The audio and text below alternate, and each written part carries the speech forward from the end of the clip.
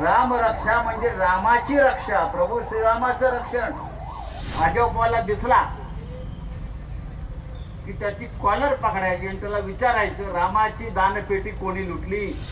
त्या मोदीच्या खात्यामध्ये 10,500 कोटी आहेत. श्रीरामाची दानपेटी लुटली, श्रीरामाचे अलंकार लुटले, सीतामाईचे मंगळसूत्र चोरली गेली. 1400 कोटी रुपये गेल्या 2 वर्षात त्या मंदिरातून सीसीटीव्ही कॅमेरा लावलेले असताना लुटले. जनतेचा पैसा, आपला सगळ्यांच्या भाविकांचा पैसा. कोण चोर आहे? चौकीदार चोर है. लेकिन चौकीदार कोण आहे? राम रक्षा कार्यक्रमासाठी आपण उपस्थित आहात. रामरक्षा म्हणजे समजून घ्या, नुसतं रामरक्षेचं पठण नाही. रामरक्षा म्हणजे रामाची रक्षा, प्रभू श्रीरामाचं रक्षण. सध्याच्या भारतीय जनता पक्षाच्या राजवटीमध्ये अयोध्येत प्रभू श्रीरामाचंच मंदिर लुटण्यात आलं. आपल्याला माहिती आहे, श्रीरामाची दानपेटी लुटली, श्रीरामाचे अलंकार लुटले, सीतामाईचे मंगळसूत्र चोरली गेली. ही अयोध्येतली सध्याची गंभीर परिस्थिती भारतीय जनता पक्षाच्या राजवटीत आली. या राम मंदिरासाठी हजारो करसेवकांनी आपलं बलिदान दिलं. आंदोलनात आम्ही सगळे होतो त्याच्यामध्ये. अटका झाल्या, लोक तुरुंगात गेले, तेव्हा हे राम मंदिर अयोध्येमध्ये उभं राहिलं. त्याचा ताबा नरेंद्र मोदींनी आणि त्यांच्या लोकांनी घेतला आणि 1400 कोटी रुपये गेल्या 2 वर्षात त्या मंदिरातून सीसीटीव्ही कॅमेरा लावलेले असताना लुटले. जनतेचा पैसा, आपला सगळ्यांच्या भाविकांचा पैसा. कोण चोर आहे? चौकीदार चोर है. लेकिन चौकीदार कौन है? चौकीदार का नाम बताओ. हाँ. ज्या श्रीरामानं सत्ता दिली त्या श्रीरामाची लूट करताना ह्यांना लाज वाटत नाही.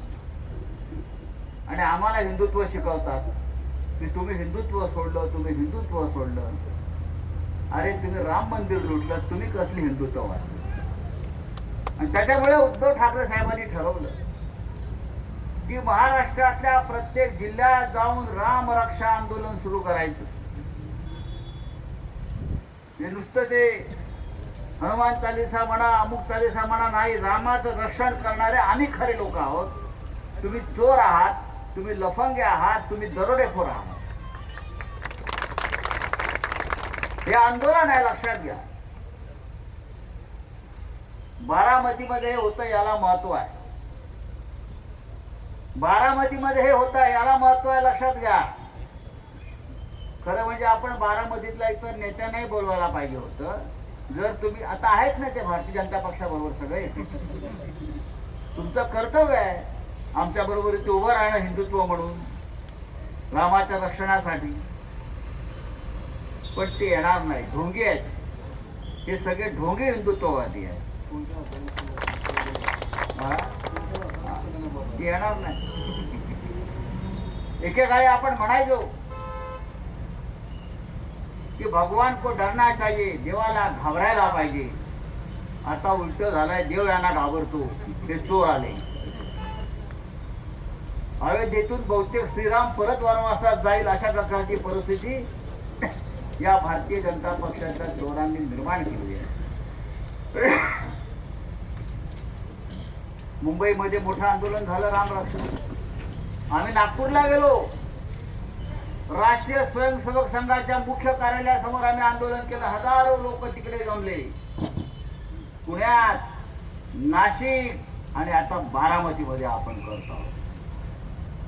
हे थांबता कामा नये. भाजपवाला दिसला की त्याची कॉलर पकडायची आणि त्याला विचारायचं रामाची दानपेटी कोणी लुटली. विचारा भाजपवाल्यांना. सीतामाईचं मंगळसूत्र कोणी चोरलं, तिचे अलंकार कोणी चोरले, उत्तर द्या म्हणावं. अरे मंदिरातली दानपेट्या लुटता तुम्ही. त्या मोदीच्या खात्यामध्ये 10,500 कोटी आहेत.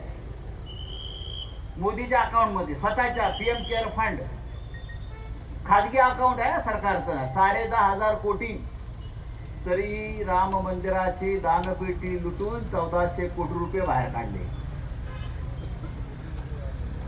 हे यांचं श्रद्धा, हे यांचं हिंदुत्व.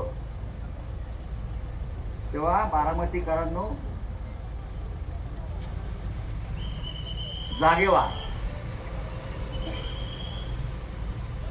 आणि खरा राम कुठे आहे ते शोधा. खरा राम बाळासाहेब ठाकरेंनी उभा केला, अयोध्येत आंदोलन केलं.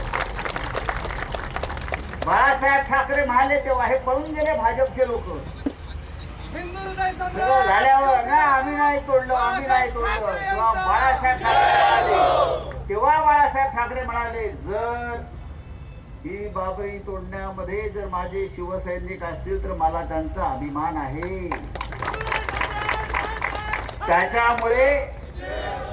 त्याच्यामुळे आम्हाला अयोध्येतल्या रामाचं रक्षण करण्याचा पूर्ण अधिकार आहे. रामरक्षेचा अधिकार जर कोणाला असेल तर तो हिंदू हृदय सम्राट शिवसेना प्रमुख बाळासाहेब ठाकरे यांच्या खऱ्या शिवसेनेला आहे, मिंधेला नाही. आम्हाला आहे, भाजपला नाही. आम्हाला आहे, आपल्याला आहे. हे चोर आहेत. यांनी बाळासाहेब ठाकरेंचा धनुष्यबाण चोरला, यांनी बाळासाहेबांची पवित्र शिवसेना चोरली. हे मत चोरतात, हे आमदार खासदार चोरतात, हा देणग्या चोरतात राम मंदिराच्या. एकनाथ शिंदे चोर है, गली गली में शोर है, एकनाथ शिंदे चोर है. ही घोषणा गल्ली गल्लीत जायला पाहिजे. आज मी गेल्यावर परत थांबायचं नाही, कळलं. तेव्हा आपण आलात, रामाच्या नावानं आलात, देवाच्या नावानं आलात. त्याच्यामुळे ह्या व्यासपीठावर कोणताही राजकीय कार्यक्रम नाही असं मी सांगितलं, कुठेही होत नाही.